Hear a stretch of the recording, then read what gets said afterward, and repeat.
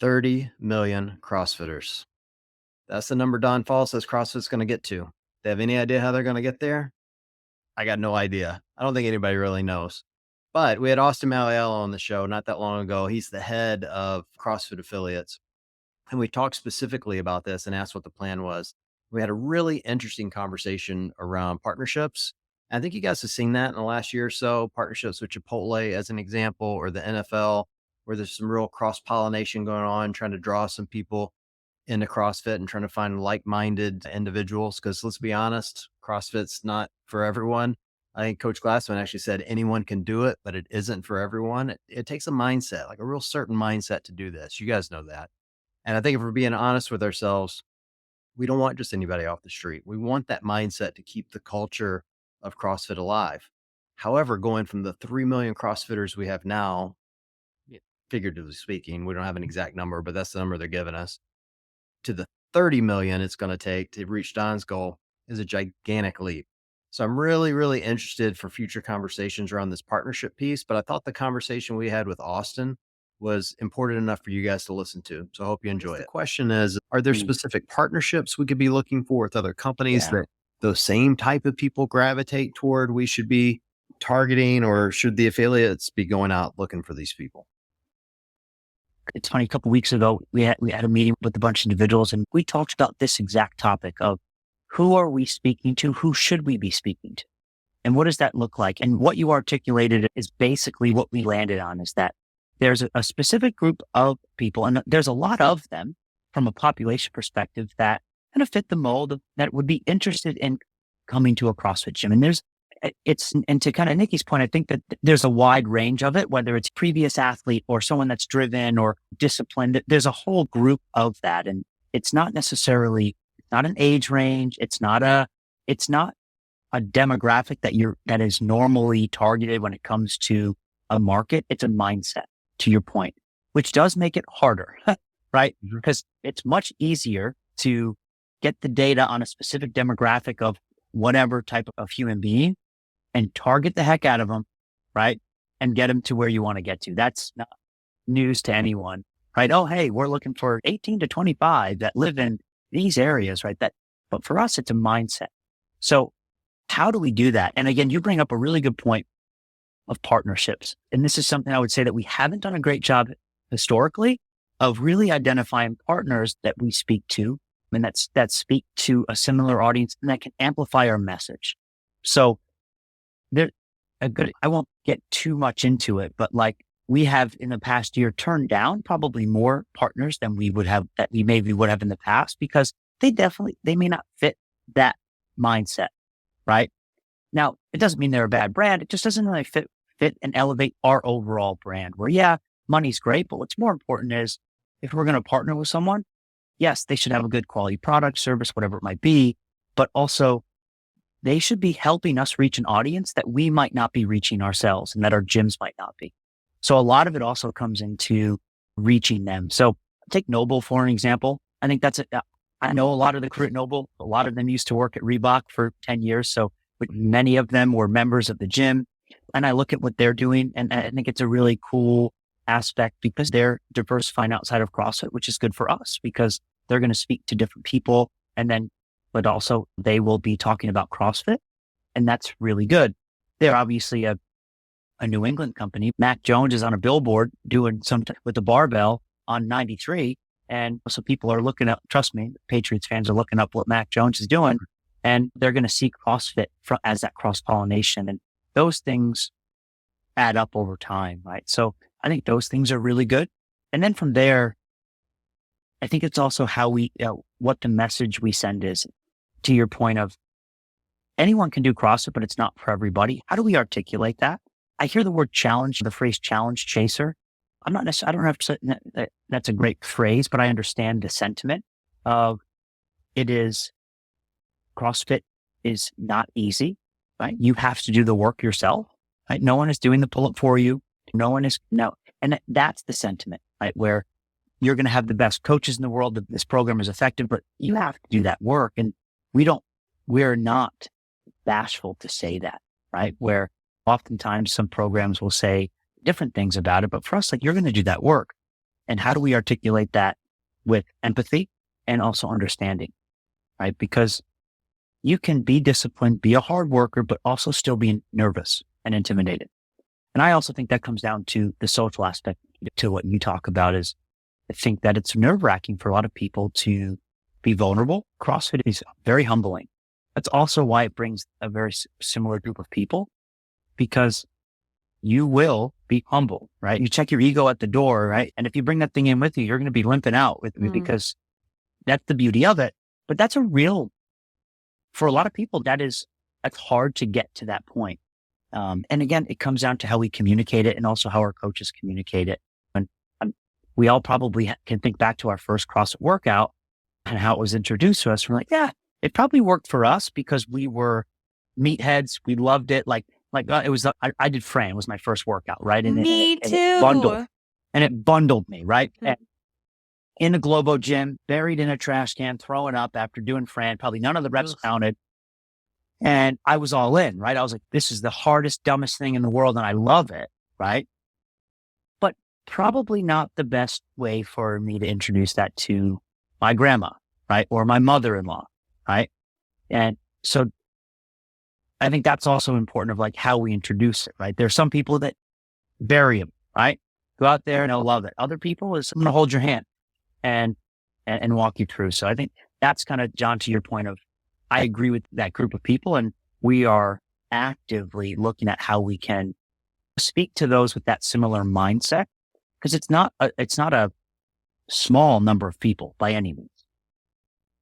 I'll give you one I was thinking about earlier today, just because I have a little experiences. I have a kid that's in college and she's doing rock climbing. She wants nothing to do with CrossFit, but she wandered into the University of Cincinnati functional fitness class one day and was really impressed that the kids in that class knew who her dad was. Right. So it was like a funny moment for us.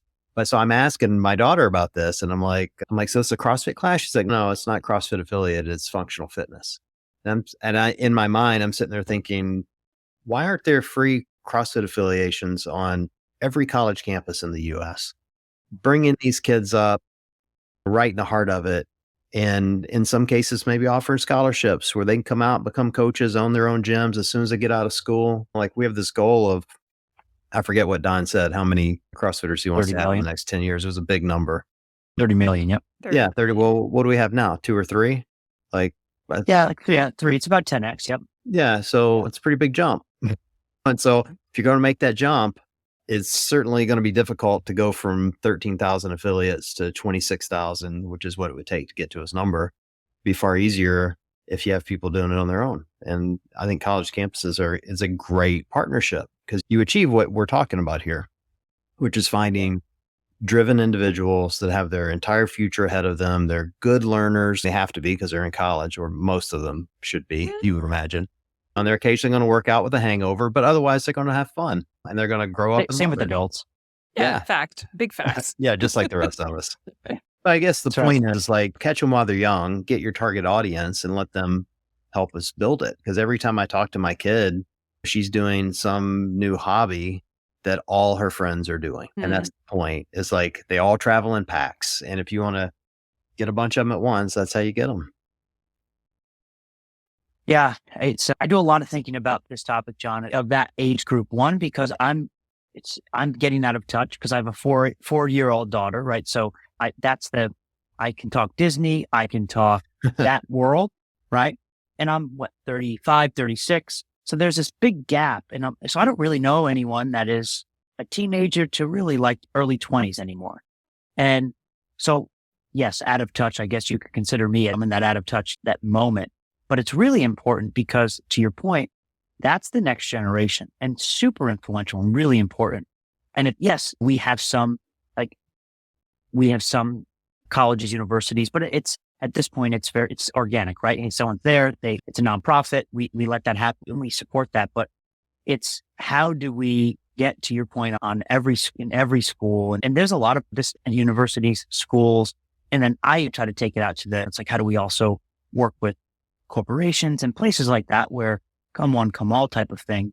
So I would say it hasn't been the main focus because one of our main focuses was stabilize and take care of our community, which I feel really confident and good about where we're headed with that. Now the next step is, to your point, is how do we start to set the future up for success, and in turn our affiliates, right? Because more people doing CrossFit in college means more people will become CrossFit members out of college, right?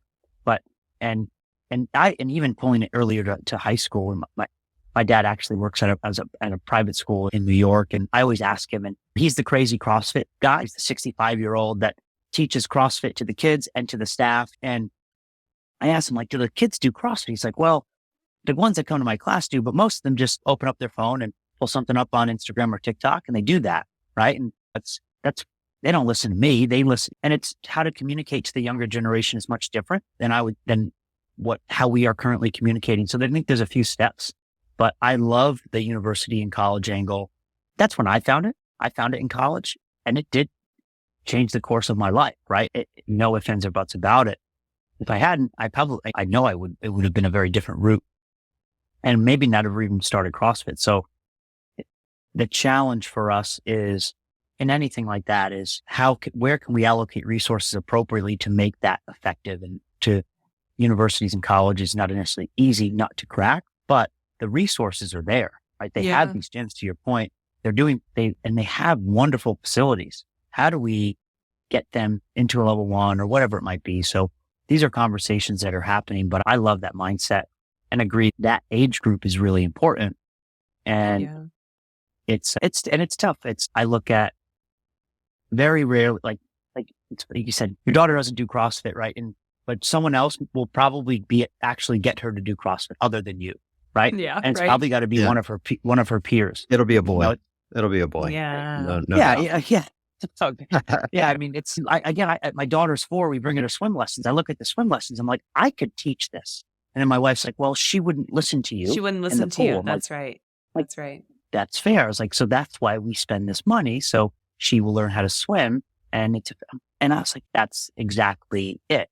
That's why people go to a gym, right? That's why you need to have the degree of separation. And we just need that opportunity to create that degree of separation, to give the opportunity to learn. Mm-hmm. So I know it was a long answer, but I love that concept. And I put a lot of cycles and thought into the younger generation, and even CrossFit kids classes at our gyms. I think this is a huge opportunity for our affiliates I think it's under leveraged currently, because it's not easy to run an effective kids program, but it's a huge opportunity and it's a huge market, because all of us that have had kids, that you're willing to spend really whatever is, like, you don't even think about the cost if you're like, if it's going to give you some free time and be beneficial for your child. So if done correctly, there's an infinite market of parents that want their kids to be better and would like 30 minutes of some sanity.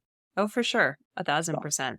Really great idea, John. Very cool. And especially now that CAP, the CrossFit affiliate programming, is free to affiliates, like, there you go. There's like one big question mark already off the table, which is like, how is someone maybe with a little bit less experience, or a younger coach, or someone who's going to lead a college or university style program, how are they going to program? It's not that hard to solve, really, when you think about it. You find some college junior or senior that's majoring in physical education or whatever they call it these days. And you give them a free level 1 or in level 2, whatever certificates you want to give them. And you give them the programming, and you have to talk to school and give them a space. Well, the programming is now free for affiliates. Well, that's the point. You give it to them, and then you might have to get a local affiliate to pitch in space. I guess that's possible. But I think a lot of these, to your point, Austin, like Cincinnati has a gorgeous facility when it comes to exercise. Absolutely gorgeous. You just have to talk them into letting you use it.